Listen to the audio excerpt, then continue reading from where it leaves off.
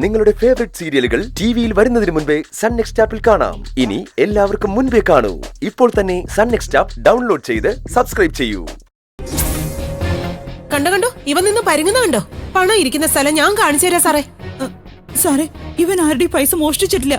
എന്റെ മോൻ അങ്ങനെ ഒന്നും ചെയ്യില്ല. മോനും അമ്മയൊക്കെ മിണ്ടാതിരിക്കേ. രേണുകേ, പൈസ ഇരിക്കുന്ന സ്ഥലം അറിയാമെന്നല്ലേ പറഞ്ഞത്? ഒന്ന് കാണിച്ചു തന്നെ. നിങ്ങളും കൂടെ വാ. വാ സാറേ, ഞാൻ കാണിച്ചു തരാം. വാ.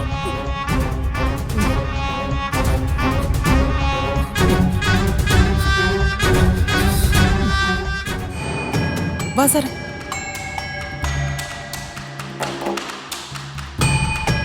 സാറേ, ഇത് നിഖിലിന്റെ മുറിയാ. ദേ, ഈ അലമാരയിലാ ഇവൻ പൈസ കൊണ്ട് വെക്കുന്നത് ഞാൻ കണ്ടത്. വാ സാറേ. ദേ, ഈ അലമാര തുറക്കാൻ പറ സാറേ. ഇതിൽ പൈസ ഇരിപ്പുണ്ട്. ഈ അലമാര ഒന്ന് തുറന്നേ. പറഞ്ഞു കേട്ടില്ലേ? അലമാര തുറക്കാൻ. തുറക്കടാ.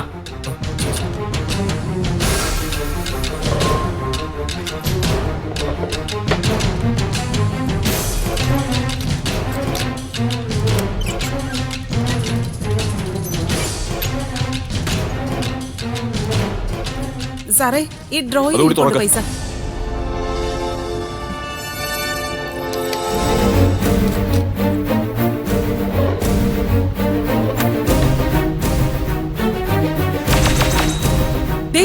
ഇരിക്കുന്നതിന്റെ പണം ഞാൻ വെച്ചിരുന്ന കവർ പോലും ഇവ മാറ്റിയിട്ടില്ല. സാറേ, ഇത് എന്റെ പൈസയാണ്, ഞാൻ മോഷ്ടിച്ചതൊന്നും അല്ല. അപ്പോ ഇത് പൈസയാണെന്ന് നീ സമ്മതിച്ചു അല്ലേ? പൈസ എടുക്ക. സാറേ, അത് ഇവനൊരു ഏജൻസി തുടങ്ങാൻ വേണ്ടി ഒരാളെ സഹായിച്ചതാ. ഇത് എടുത്തിയുടെ പൈസ ഒന്നും അല്ല. എങ്കിലും നിങ്ങൾക്ക് നേരത്തെ പറയാമായിരുന്നില്ലേ 2 ലക്ഷം രൂപ കയ്യിലുണ്ടെന്ന്? തൊണ്ടി മുതൽ കണ്ടെടുക്കുമ്പോഴാണോ ഇതൊക്കെ പറയുന്നത്? എടുക്കടാ, പൈസ എടുക്കടാ.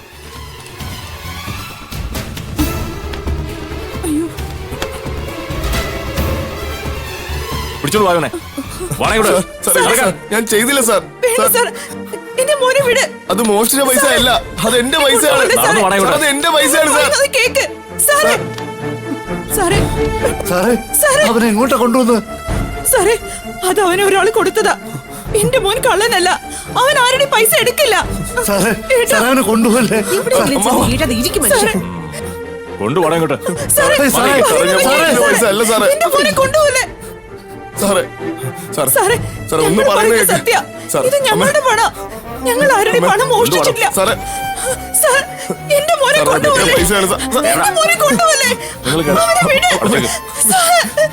ഞങ്ങൾ പറയുന്നത് സത്യമാണ്. എന്റെ മോൻ കള്ളനല്ല. ഞങ്ങൾ പറയുന്നത് കള്ളനല്ല സാറേ, അവൻ ചെയ്യൂല. ചെയ്യില്ല സാർ. സാറൊന്ന് പറയുന്ന കേക്ക് സാറേ. സാറേ, ആരൊന്ന് പറഞ്ഞോട്ടെ. ഞങ്ങൾ പറയുന്നത് വിശ്വസിക്കേ. എന്റെ മോൻ കള്ളനല്ല. അമ്മേ,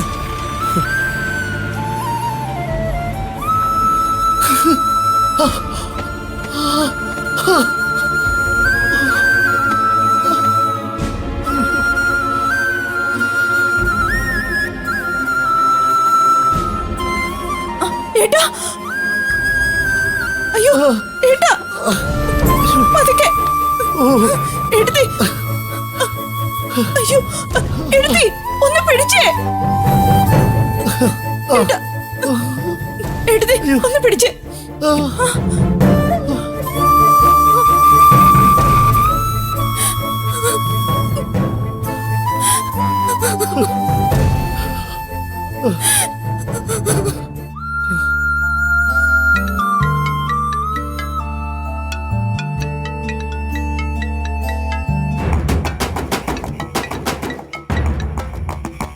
ഹലോ, ഹലോ, മിസ്റ്റർ ഗൗതം ആണോ? അതെ, ഞാൻ പേരൂർ സ്റ്റേഷനിലെ SI ആണ്. ഒരു മോഷണ കേസിൽ താങ്കളുടെ അളിയനെ ഞങ്ങൾ കസ്റ്റഡിയിൽ എടുത്തിട്ടുണ്ട്.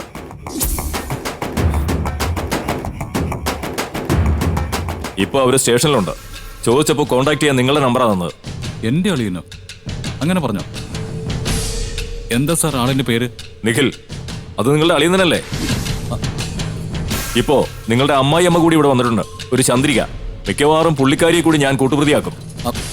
സാർ, അതിന്റെ വൈഫിന്റെ അനിയനും അമ്മയാണ്. പക്ഷേ ഈ മോഷണ കേസ് എന്നൊക്കെ പറയുമ്പോ അവര് അത്തരത്തിൽപ്പെട്ട ഒരാൾക്കാരല്ല. കൃത്യമായിട്ട് കാര്യങ്ങൾ വർക്കാവുന്നുണ്ട്. അവനൊരു നല്ല പയ്യനാ. എന്നാലും നല്ലവനാണോ ചീത്തയാണോ എന്നൊന്നും എനിക്കറിയില്ല. മോഷണം ചെയ്ത 2 ലക്ഷം രൂപ തൊണ്ടി മുതലായി ഞാനിവിടെ പിടിച്ചെടുത്തിട്ടുണ്ട്.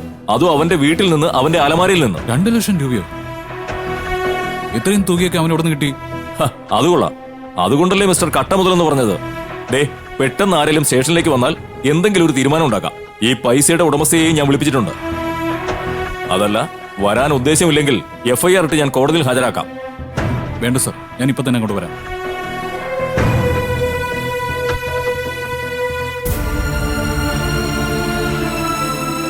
ഇപ്പൊ നിധിയെ ഒന്നും അറിയിക്കണ്ട. എന്തായാലും സ്റ്റേഷനിൽ പോയിട്ട് വരാം. അളിയനെ അമ്മായിയമ്മയൊക്കെ പോയി സ്റ്റേഷനിൽ നിന്ന് ഇറക്കിയിട്ട് വരുമ്പോ ഇവിടെ ഒരു ബോംബ് ഞാൻ റെഡിയാക്കി വെക്കാം കേട്ടോ.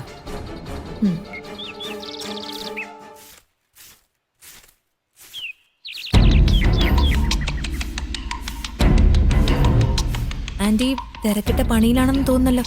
പണിയിലാണ്, നീ വിചാരിക്കുന്ന അത്ര തിരക്കിലൊന്നുമല്ല. ഞാൻ സഹായിക്കണോ ആന്റി? അതിന്റെ ആവശ്യമൊന്നുമില്ല.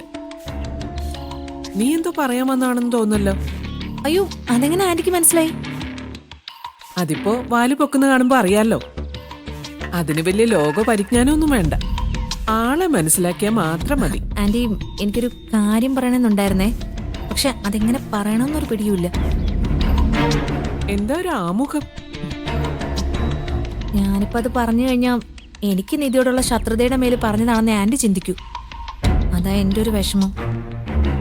നീ എന്തായാലും കാര്യം പറ. ഈ സംഭവം ഞാൻ 2-3 ദിവസം മുന്നേ കണ്ടതാ.